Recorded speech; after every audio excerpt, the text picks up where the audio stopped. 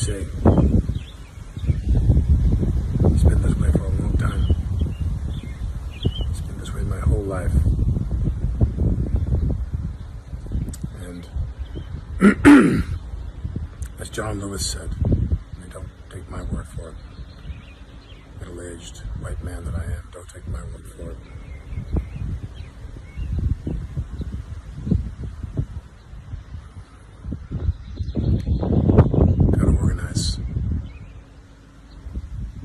Gotta organize for November. That's it. So I just want to give my POV. Seeing people looting and going extremely outraged, you know, it makes me feel like, yes, finally, motherfuckers gonna hear us now, yeah. And as much as people is so against it, at this point, I feel like I'm not against it, even though it do scare me, and I don't want anybody to get hurt. But it's really frustrating. You want to know why? Because police brutality been going on even way before I was born. But it has been more visual ever since, you know, social media started getting popping. And ever since, let's say, Instagram started, just one app. Let's say since Instagram started, how many peaceful protests have we seen? How many trending hashtags have we seen? These hashtags keep freaking repeating themselves. I feel like I've done videos against police brutality.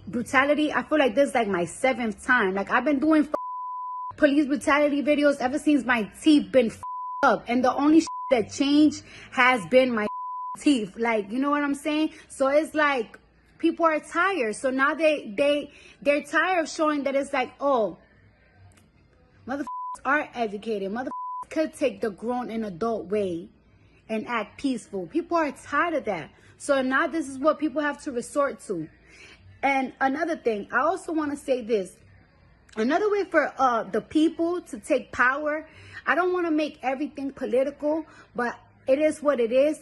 It's by voting. And when I say voting, I'm not only talking about the president. We could vote for mayors, we could vote for judges, and we could also vote for DAs, district attorneys. Yes, we could vote for these people for our county. We sure can.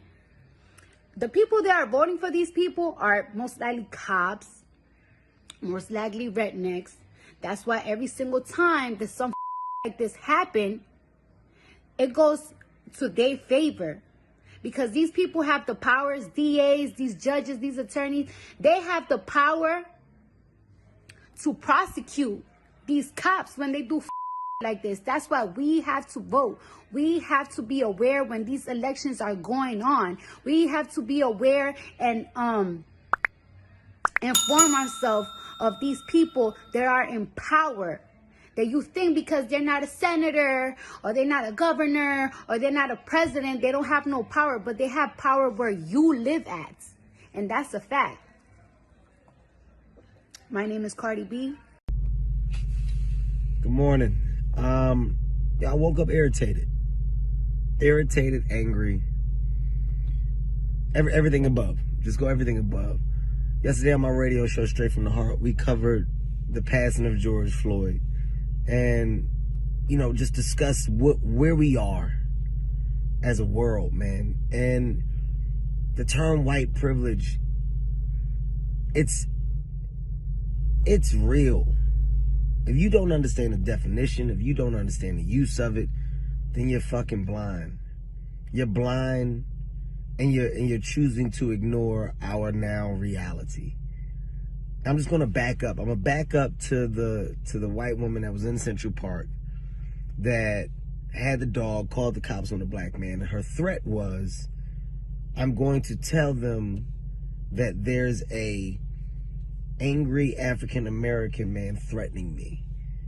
And that was her threat. Her threat was to just say that there's an African-American man, because there's consequences that come with being an African-American man, which is just being an African-American man. That was her threat. That was her threat, and that's what she was using. In today's time, that's what's known.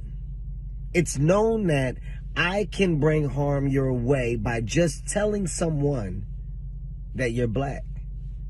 That's a problem. It's been a problem But the problem is on full display right now.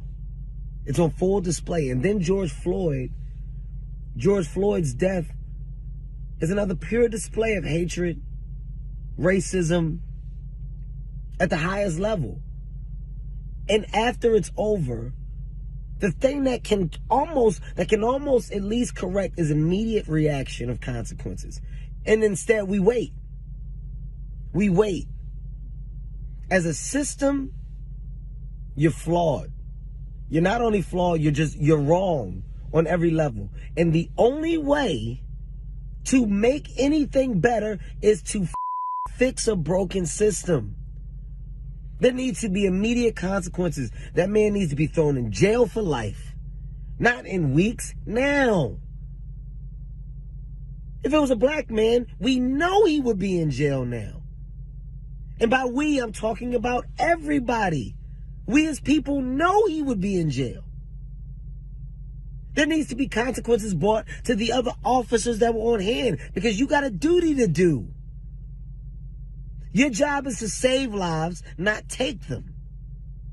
That's your job. When you get called to a scene, the last thing you want to do is take a life. You're trained to try and save lives. That's what your job is. So when you're taking them and you're amongst a group of people that witness it, then you're all guilty. Point blank. You're all guilty. And the only people that seem to be falling victim to these type of consequences are people of color.